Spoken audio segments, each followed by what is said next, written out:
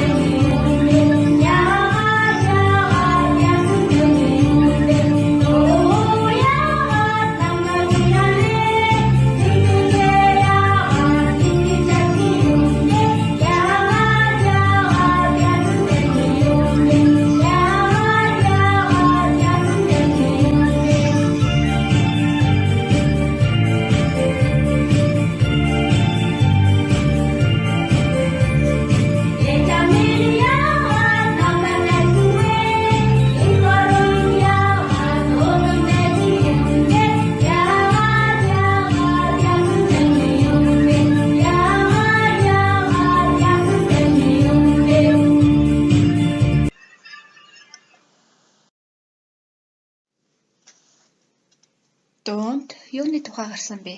Эцэг эхчүүдтэйгээ хамтран ярилцаарай.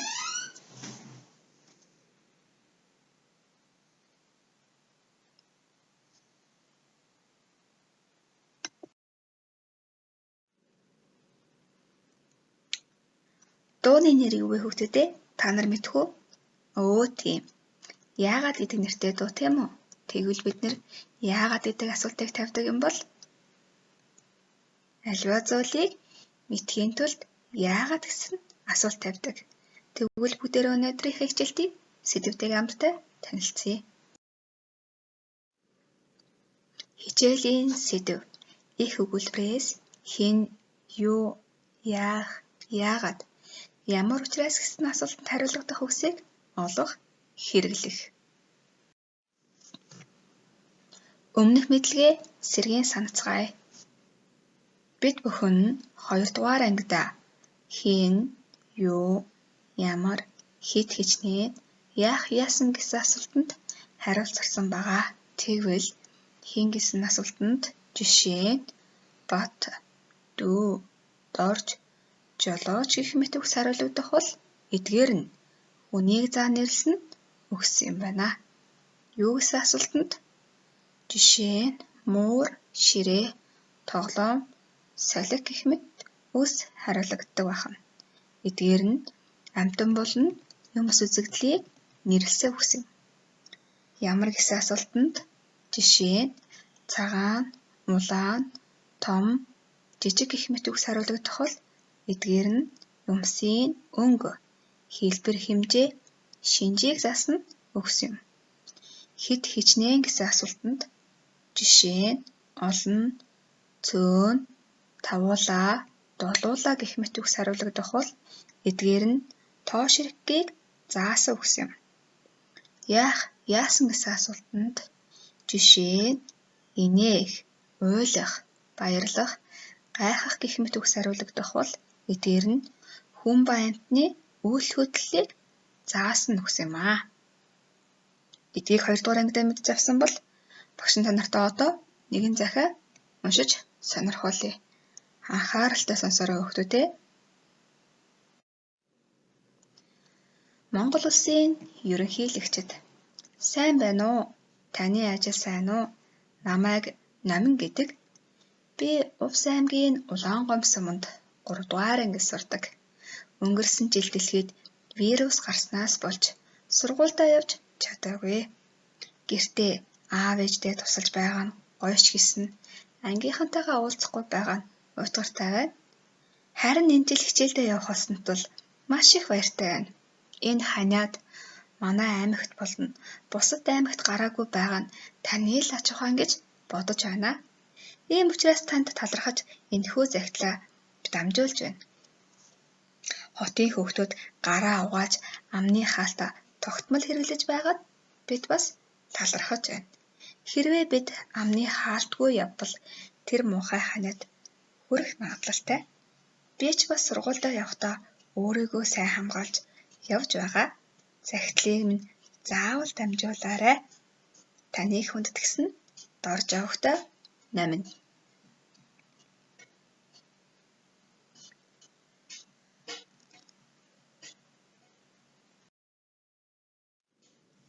Захидлаа анхааралтай сонссон гэдэгт багш нарт итгэлтэй байна. Одоо бүгдээрээ дараах асуултанд хамтдаа хариулцгаая. Хэн захидал бичсэн бэ? Захидлыг намын охин бичсэн. Намын захидлыг хэнд бичсэн бэ?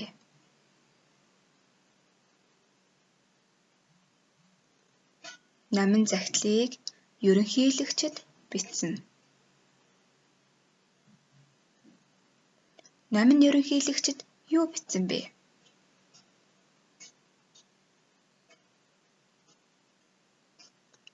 Намын ерөнхийлөгчид захидал бичсэн.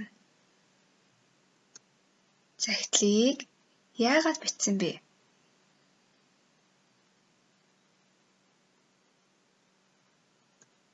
Захидалд талархсан сэтгэлээ илэрхийлэх гэж бичсэн. Манай улсад ханиад гарсны улмаас яав?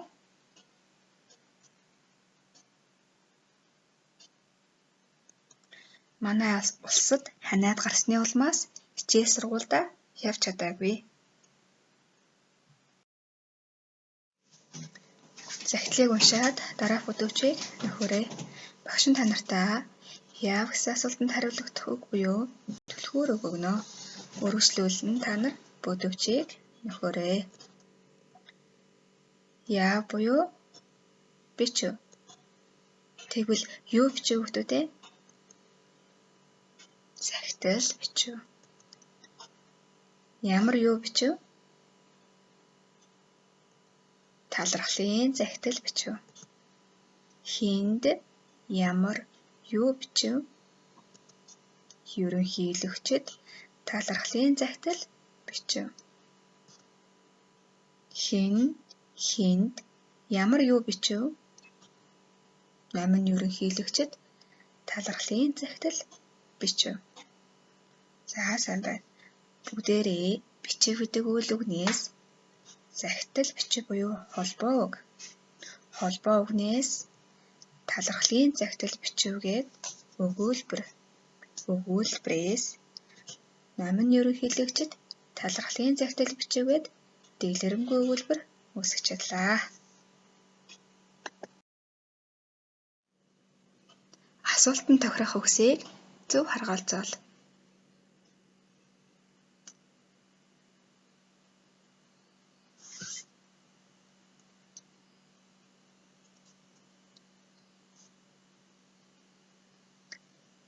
Яасан гэсэн асуултанд уншсан, явсан, бичсэн.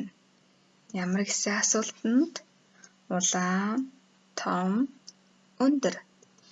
Юу гэсэн асуултанд сандал, ном, нохой. Хэн гэсэн асуултанд амраа, азаа, заяа гэх мэт үгс хариулагдах нэ.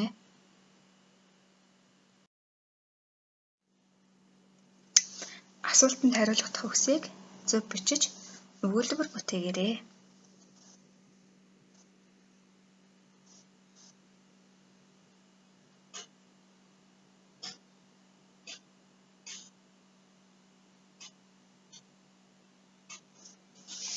За, хэн ямар юу уншив буюу би олон ном уншив.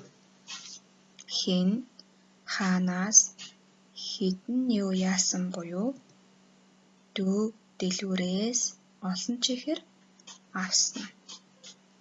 Хэн хэдэн ямар юу яаж яв буюу багш олон сайхан дуу зааж өгөв. Хэн хэдэн юу яаж яв буюу эмээ олон сонин худалдаж авлаа гэх мэт өгүүлбэр зохиож болох нэ.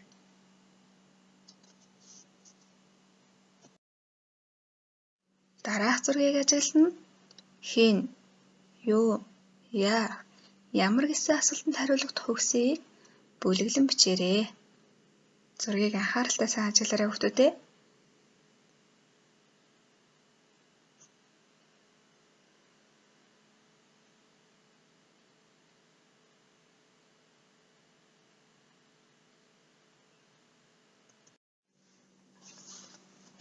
Хэн гэсэн асуултанд эмч, багш, хүн алц. Юу гэсэн асуултанд ном, алим.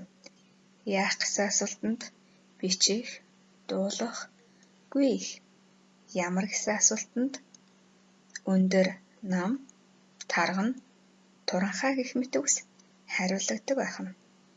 Тэгвэл бүгдээрээ өнөөдрийн хичээлээр хэн, юу, яах, ямар учраас гэсэн асуултанд хариулж тэдгээрийг бүлэглэн ангилах өгүүлбэр зохиож сурлаа.